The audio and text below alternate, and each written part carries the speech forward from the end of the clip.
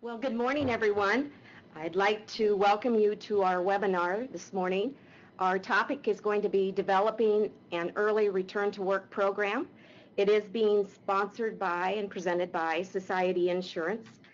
My name is Sherry, and I'd like to welcome those who are listening to our live webinar today, and also to send greetings to those who will be listening to this at a later time and date on demand. We appreciate all of you spending a little bit of your time today with us. We know everyone has a busy schedule, so again, we do appreciate you taking time out of your day. We're going to go through this presentation. We're going to have slides as we move along, but we are open to any questions you may have, and you can submit those questions online. On your screen to the right should be a control panel, and on that control panel should be the word chat. You can click on that, type in your question, and hit return. That question then will pop up here at our screen, and we will address that question, but we will wait until our question and answer part of this presentation, which will be later, to address all questions at the same time. But again, you can submit your question at any time. I know for myself, once I have a question in my head, if I don't ask it at that moment, I tend to forget it. So if that question pops up, type it in and send it to us. And like I said, we will address it at the end when we do our question and answer period. Like I said, this is a live webinar, but it is being recorded, and it will be available for anyone to watch at a later date. You will be able to locate it on our website, which is societyinsurance.com. Once you are at societyinsurance.com, it'll be under risk management, and from there it'll be under education and training, and it will also be located on Society Insurance YouTube channel. So as I indicated, today our webinar is being presented by Society Insurance. And just to give you a little history on our company, the year was 1915 when a group of individuals came together and realized they had a common need, and that need was workers' compensation coverage. And so from that point, Society Insurance was established. Our company was established in Wisconsin. Our corporate office is located today in Fond du Lac, Wisconsin. The majority of our employees work at our corporate office, but we also have field employees working in the states where we're writing business. Since our established date in 1915, we have grown, and in that growth process, we have added additional insurance coverage. So today we also offer property coverage, liability coverage, and commercial auto coverage. We are considered a regional carrier, and currently we are writing business in 5 states, and that includes Wisconsin, Illinois, Iowa, Indiana, and Tennessee. We are an insurance carrier that is providing a specialty in that we provide business coverage for niches. And when we say niches, we're looking at businesses such as restaurants, bars and taverns, convenience stores, hotels and motels is where we really like to provide coverage and services that we feel we do the best for those types of businesses. We do pride ourselves in focusing on the small details that make a big difference, and we apply that concept to our insureds, our agents, and even the employees that work for our company. So with that information, just to give you an idea of also of who your presenters are today, my name is Sherry Eastburn, and I am a risk control representative with Society Insurance at our risk control department. I've been fortunate to be an associate with Society Insurance for over 8 years. My experience in the insurance industry expands over 20 years, and some of the positions I've held during that 20 years includes customer service, marketing, being a field agent, sales, and of course, we're right now working in loss control. I do have a co-presenter today, Jim. Good morning, everyone. My name is Jim Putzer. I'm a workers' compensation claims manager here at Society. I've been in the insurance industry for approximately 16 years. I handle exclusively workers' compensation claims. I've really done pretty much a diverse group of insureds that I've dealt with. I've gone all the way from our family-owned businesses, hospitality businesses that are our primary niches here at Society, but I've also done a fair amount of service to large manufacturers as well. And with those intros behind us now, we're going to jump into our main topic today. So, when we think of Return to Work program, what exactly does that mean? Many of our customers and even others in the business sector really have had little to no exposure with this program or this concept. So for many, this is unfamiliar territory. So if we aren't familiar with a concept or even a procedure, then how do we even understand how it affects us? And with all those unknowns swirling around, then how would we even know where to begin? So our goal today will be to address some of those unknowns for those who are listening during our presentation. So one place to begin is the benefits. What's the benefit of having a program? And a couple of those would be the benefit for an employer. Does it improve the overall productivity of your employee? Another one who might benefit is an employee. Does it boost maybe their health or even their morale? So those are things that we're going to look at. The potential cost savings of a program. One thing that could be affected by your program is your workers' compensation premium and the cost of that. And we'll look at how an effective program can have a bearing on that premium. And then another thing we'll be discussing is developing the program. What's included in the program, who's in charge of the program, and some of the necessary paperwork in that program. So I'll let Jim take it from here.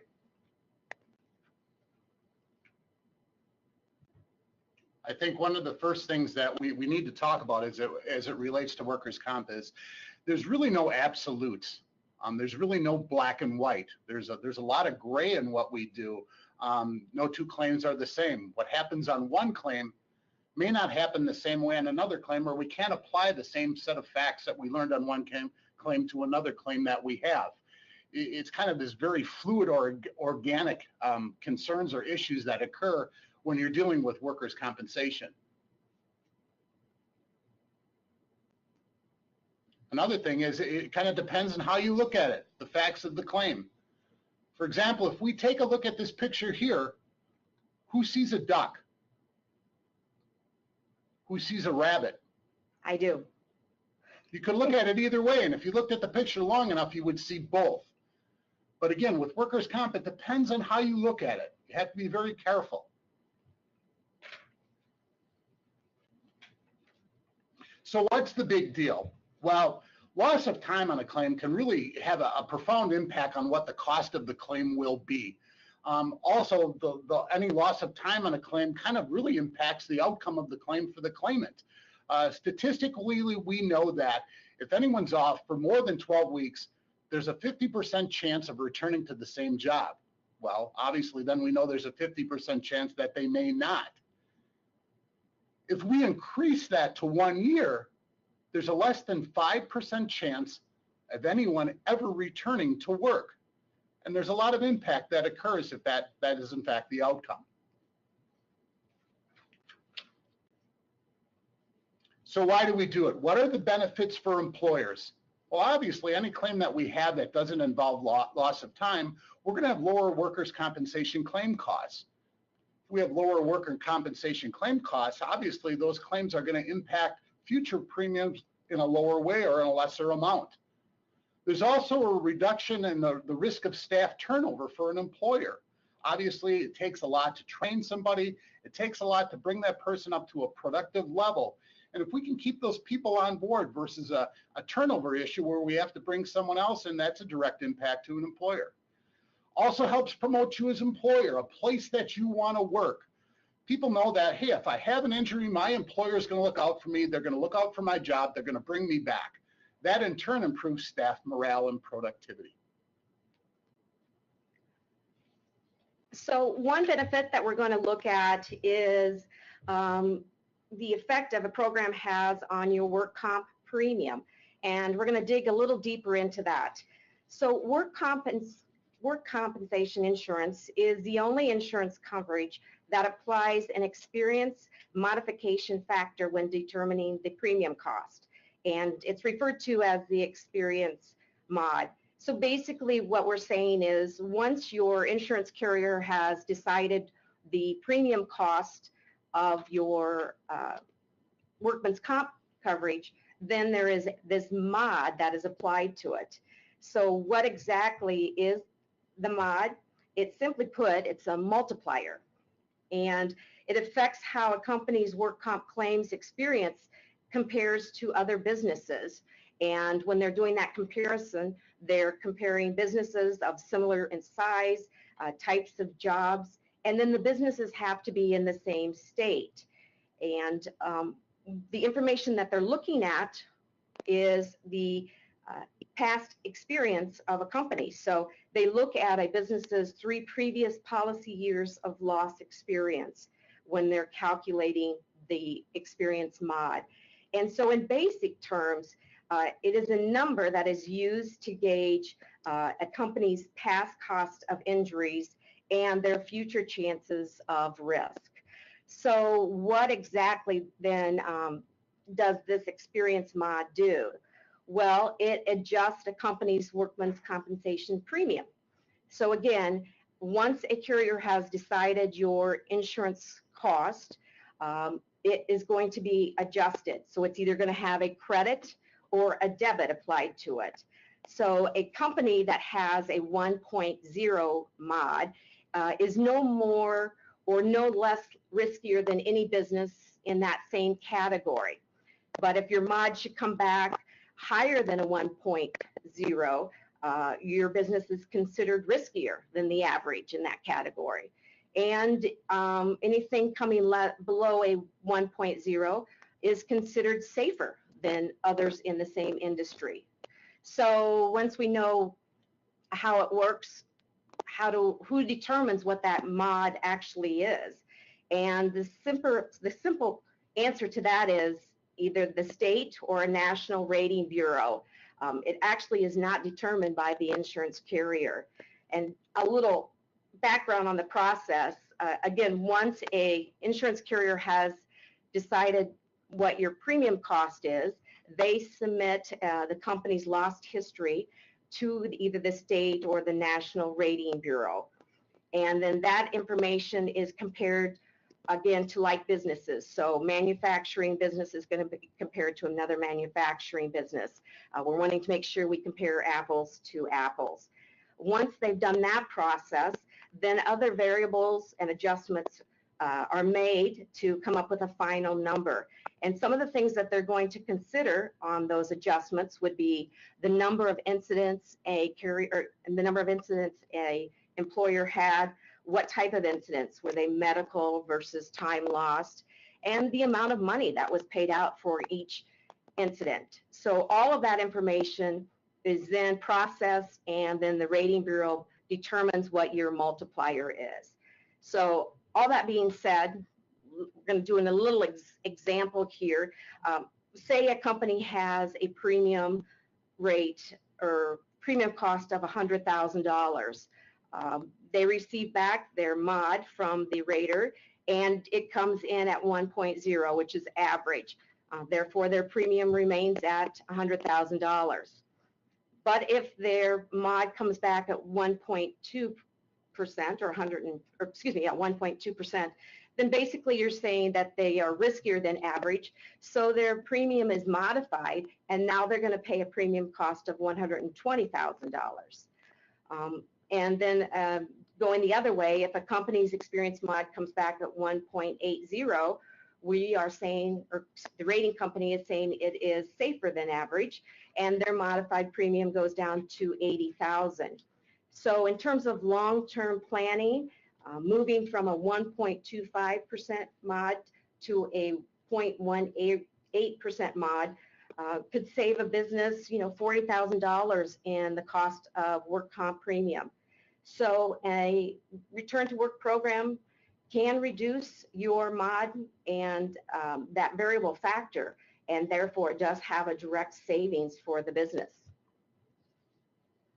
And just a side note here, when we're talking about the experience mod, not every business is large enough to have an experience mod. So meaning there is going to be a premium dollar threshold. That means there's going to be amounts that, a threshold, and each state determines what that threshold is.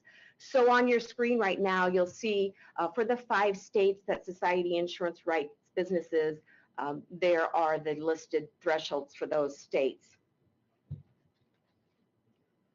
So now that we kind of have an overall understanding of what an experience mod is and how it affects our work comp premium itself, then how can a return to work program affect the experience mod?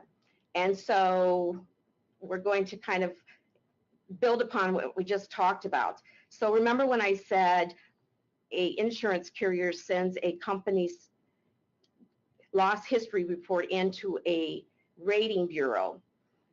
That rating bureau then digs even deeper into that loss history, and they are examining each individual claim inside of that lost history.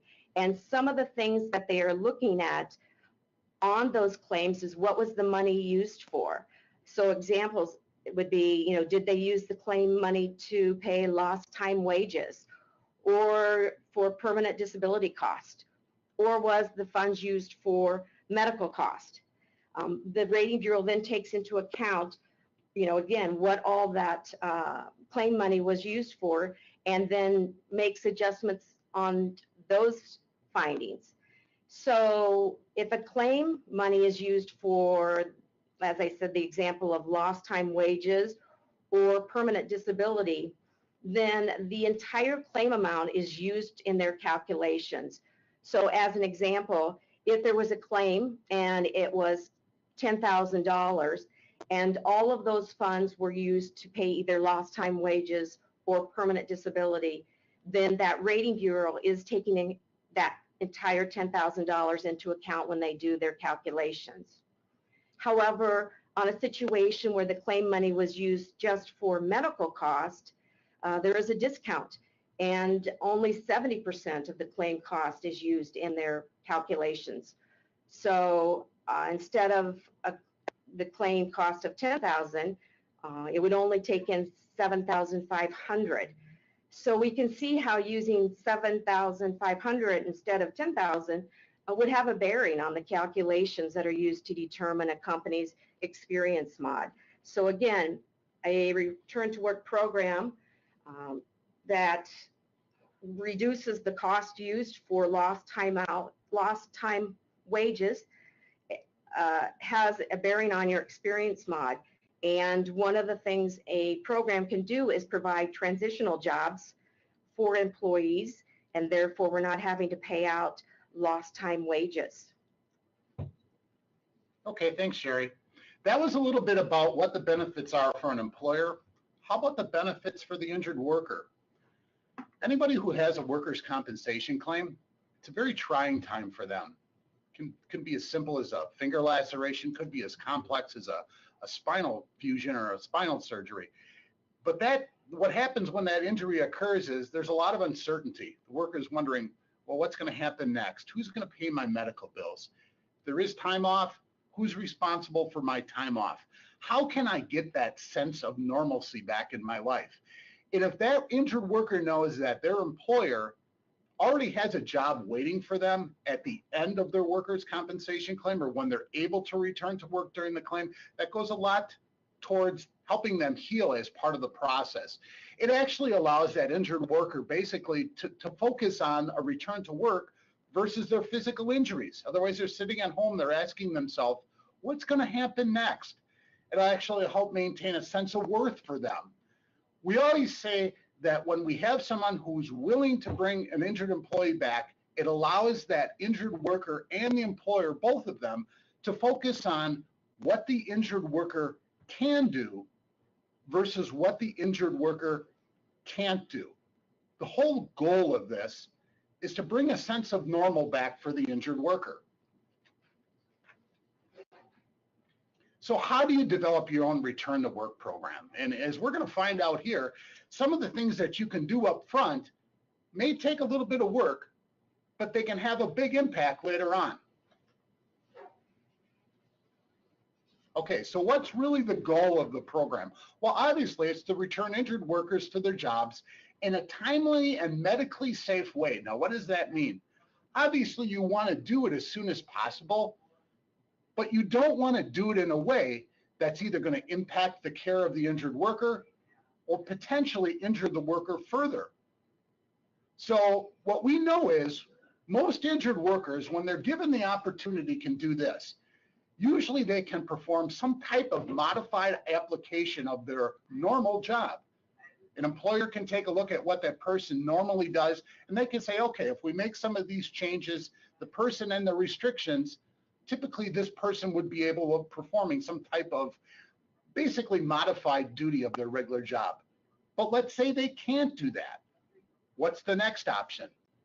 Perhaps we can have them perform some alternate duty work, maybe a different job at that employer that will take into account their medical needs or what their restrictions are and allow them to be able to come back and be productive. And then finally, we may have a doctor that says, I only want this person working a certain number of hours a week or a certain number of hours a day. And what the employer can do is say, well, okay, I can accommodate that. They typically work 40 hours. We could have them work 20 hours. Or maybe the employer says, I have work for the person, but the work that I'm going to have them do really doesn't warrant $20 an hour. It may warrant $10 an hour. So they have that option to adjust their wages. And by doing so, we still lower the cost of that claim. So let's get started. 7 steps. You'll find that the process that we have here is really revolves around 7 pretty easy steps. So what we do is we say develop and write a return to work policy. Now, what does that mean? That says if an accident or an injury does occur, this is the policy that we have in place that we're going to look to that says the steps that need to be taken in order to identify potential light duty or return to work opportunities. We want to make sure that we explain the importance of the program. And you also want to reinforce your commitment to the injured worker's well-being. Again, we don't want to extend their injury. We only want them to know that there's a job waiting for them and that we feel that they can be productive, potentially coming back in some type of alternate duty work. If possible, you want to appoint a return to work coordinator if you're able, and we realize some of our accounts that may not be feasible, but you want to choose someone who's organized, attentive to detail, and perhaps a good communicator, because they're going to kind of be the spokesperson and the spearhead if something does happen. You also want to develop an emergency protocol. Have a procedure in place before an accident occurs. You want to be able to reference this as soon as something happens, rather than adjusting and taking steps after something does occur.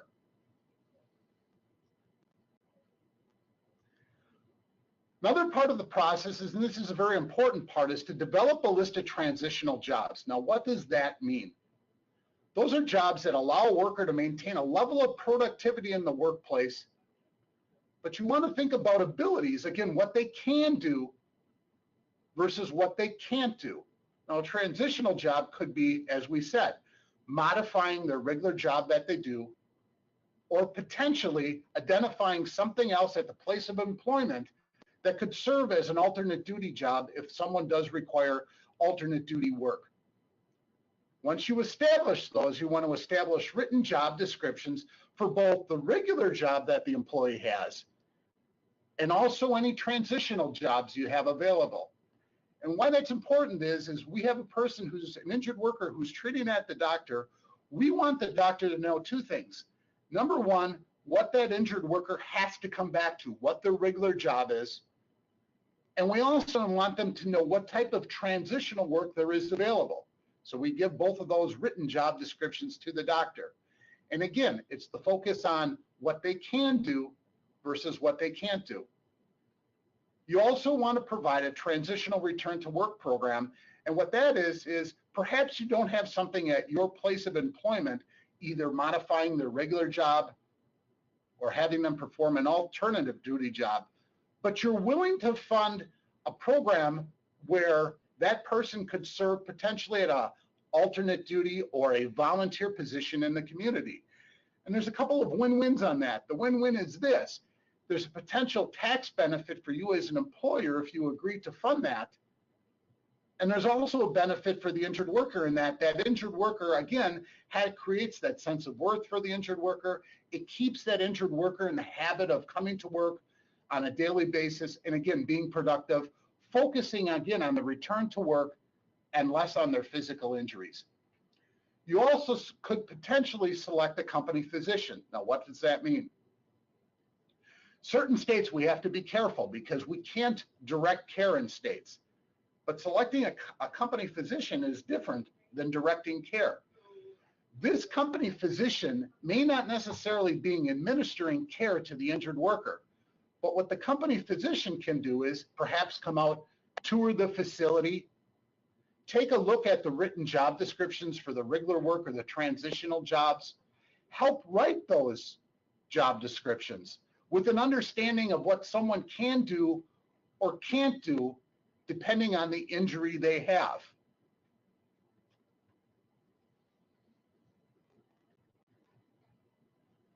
So this whole process, even though we've talked a lot about a lot of different things here, is really as easy as 1, 2, 3. So if you're confused, puzzled, lost, baffled, unclear, unsure, we'll help you get through that. So number one, immediately after an injury occurs, primary thing more than anything, make sure you tend to the immediate needs of the injured worker. Number two, notifications. Obviously, if there's family members of the injured worker, you want to notify them, bring them up to speed with what the injuries are, the treatment that's being received, making sure that they're aware that the injured worker is receiving the care that they need. Next step after that, you really want to reach out to that return to work coordinator, because now that process that we've built up and that we've written up can now be put to use. So that return to work coordinator needs to be part of the process. You also want to notify the insurance company. You want to make them aware that something's happened. You have this return to work process in place. The care of the injured worker is being taken care of. And now we need the steps kind of moving forward from there.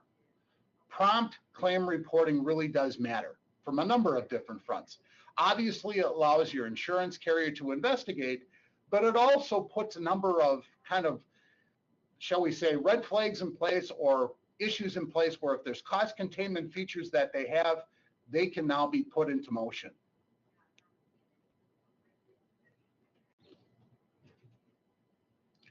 Number two, within the first week of the accident, keep in touch with your injured worker.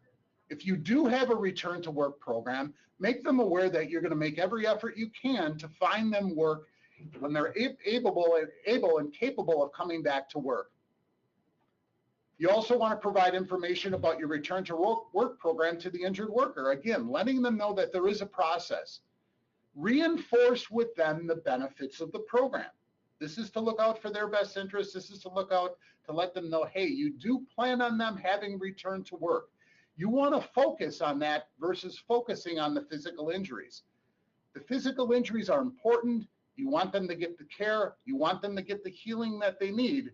But you also want them to know that eventually the expectation is, unless the doctor would tell you otherwise, is that they're going to be able to come back and perform their job. Finally, you want to refer your injured worker to the insurance carrier if they have any questions or concerns regarding any benefits that they feel they might be entitled to. They're the ones that are in the best position to answer those questions. Number 3, preparing for the return to work. Again, communicate with your injured worker to reinforce the benefits of the program. I can't stress that, the importance of that enough. The continued contact to let them know that you care about their well-being, but also that return. You want to review your job descriptions for regular and transitional jobs with the injured worker and the insurance carrier. They're probably further along in this process now where they're going to have an understanding of what their restrictions are and what they're capable of doing. And again, if we have those written job descriptions in place, they go to the doctor, they go to the injured worker, and again, we're looking at getting them back to their regular jobs, but also transitional jobs. Finally, you want to work with your injured worker and the insurance carrier to identify a likely return to work date. And again, as we move further along in this process, or as the claimant or injured worker continues in his healing, that date's going to become more readily identifiable. Okay, so here we are. Day is here, return to work. Now what? Welcome the injured worker back to work on the day they return. Again, you can't stress the importance of that enough. You want to have them back. You're happy to have them back. Show them the work that you'd like them to do. Perhaps that's a modification, again, of the regular job, or perhaps it's something else that's not the regular job. It's an alternate duty type of job. And you state to them, this is what I'd like to have you do. My understanding of your restrictions are this. This is what we've done either with your regular job or this alternate duty job to make sure that those restrictions are taken into account. Answer any questions they have. They may have questions saying, now, what am I doing here with my job, or why are you having me do this? Again, it's for their benefit. Follow up with your injured worker at the end of the first day and weekly, or as needed. They may have questions. You want them to have that comfort level. You want them to feel there's a sense of belonging for them, that you really want them back. They really can be productive. And again, focusing on what they can do versus what they can't do.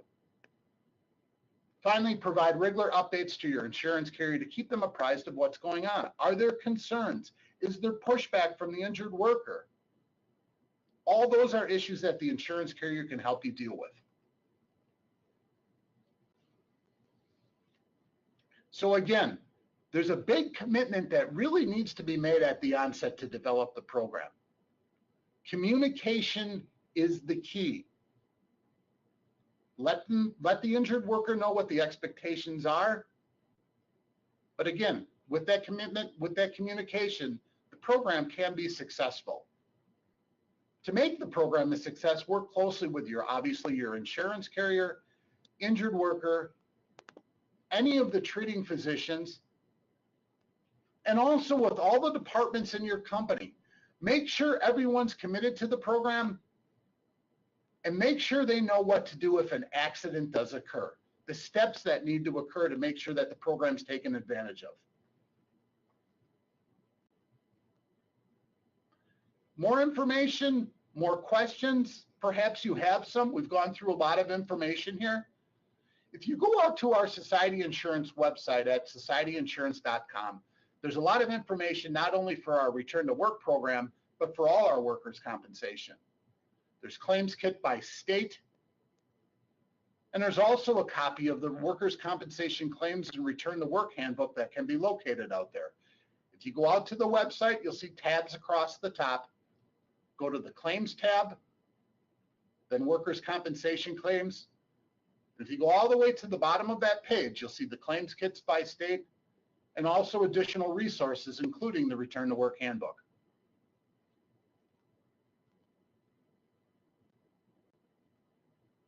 Are there any questions from anyone at this time? I know we've covered a lot of information in the last 30 minutes, and like Jim indicated, we do have a resource for you out on our website.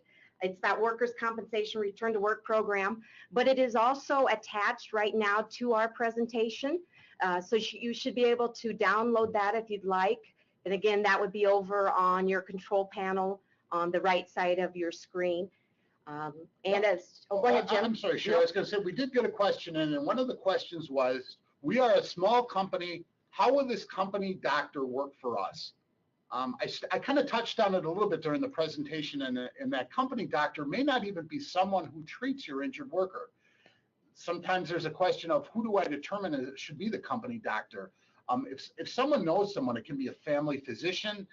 Sometimes, depending on the locale of where you're located, you'll have some of the facilities in your area that will actually have an occupational medicine doctor. And really what you're looking for that doctor to do is to come out and help you identify those transitional jobs or alternate duty jobs. And then also, if you're looking for someone to help you write those job descriptions, they're usually an excellent resource because they probably dealt with some workers' compensation in the past. They know the limitations of specific injuries for specific workers, and they really are an excellent resource in terms of helping you with those descriptions and kind of helping you write up this process. I hope that information was helpful for that question that Jim provided there. Looks like we have another question here. It looks as though somebody asked the question, when reducing the employer's wage for modified work, does the employee get paid the difference through workers' comp? If so, how does this payment affect the mod rating? Okay, and the 3 years. I think I understand the question is, I think the question that's being asked is if you offer some type of work to the injured worker that pays them less than what their normal wage would be. For example, if they're typically someone who earns $20 an hour, and now you have modified or alternate work for them at $10 an hour, what happens is the employer pays $10 an hour, and then society or your insurance carrier would then pick up the difference at 2/3. As it relates to the impact on the mod, yes, it would have a positive impact on your mod, again, because it's the amount paid on the claim. It's the amount that your insurance carrier is paying. If you're paying something as the employer, that obviously is going to have a positive impact on the claim itself because we're spending less or the carrier is spending less on your claim. And in the end, that's what gets reported for reporting purposes as far as the cost of the claim. Hopefully that answers that question. Yeah, and it looks like we do have another question. I'll let Jim read that. I can't see the screen It says, so well. what are the financial consequences of late reporting on claims? How does it factor into the mod rating? Probably the easiest answer to that question is this. Depending on the state, there are some penalties that a state could impose.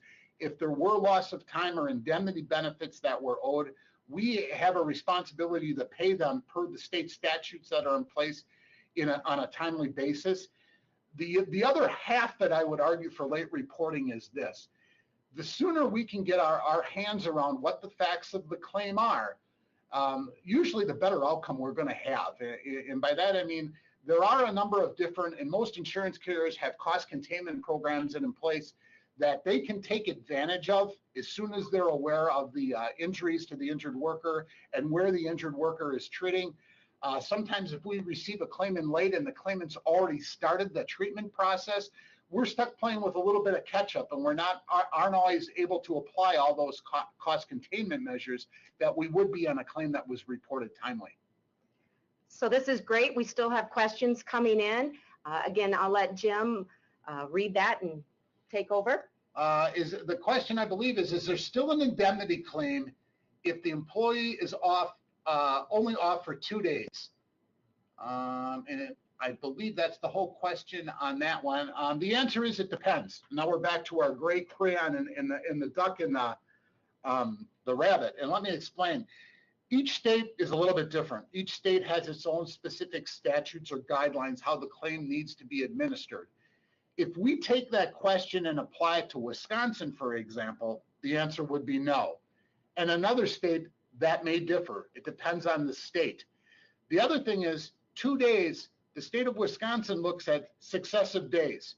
So for example, if I have 3 days at the onset of the claim that I've missed work, I wouldn't start owing indemnity benefits or loss of time benefits till the 4th day. Conversely, if I had someone who lost the very first day after the claim, waited 2 weeks, and hadn't had another lost day, my answer to that question could potentially be different. But again, it depends on the state. All right, and I think we have a couple of more questions, so Jim? The next question is, if you bring an injured worker back at a lower wage, does the insurance cover the balance of their normal pay? And the answer is yes. So whatever it is, there's something in all states that's called the average weekly wage that we determine when someone's injured. The calculation is different in each state, but what happens is once we determine that average weekly wage, there potentially could be an indemnity benefit owed going forward if there's loss of time and the employer hasn't brought them back to what their wages were prior to the injury. So if we have someone, for example, who is on alternate duty work, their average weekly wage is $400, and now the employer can offer them work, but they can only offer them work that pays them $300, yes, the insurance carrier would be responsible for that other $100, and again, at an amount determined by whatever statute for the state that they're in. All right, and we have one final question. It says, can we select a company physician in Wisconsin? You can select a company physician in Wisconsin, but you cannot direct the care of the injured worker. And by that, I mean this. If you have that company physician and your injured worker is injured as a result of a workers' compensation accident, the injured worker determines where they want to treat, who they want to be seen by. That company physician, again, can help you with that return to work program, can help you with the transitional job descriptions or the alternative job descriptions, but they cannot administer care to that injured worker unless that injured worker would agree to be seen by that physician. The only exception to that is this. If you have someone and we have a very traumatic injury, say, for example, somebody loses 2 fingers as a result of sticking their hand in a saw, you as an employer can say, I think I'm going to take you to this hospital because it's what we call a soft direct, because I want you to receive the best care as possible as soon as possible. So the injured worker goes there. If the injured worker decides then to continue to be seen by that doctor, that becomes their choice. All right, thanks for those questions. We're going to wrap up our presentation now. We hope it's been beneficial for you.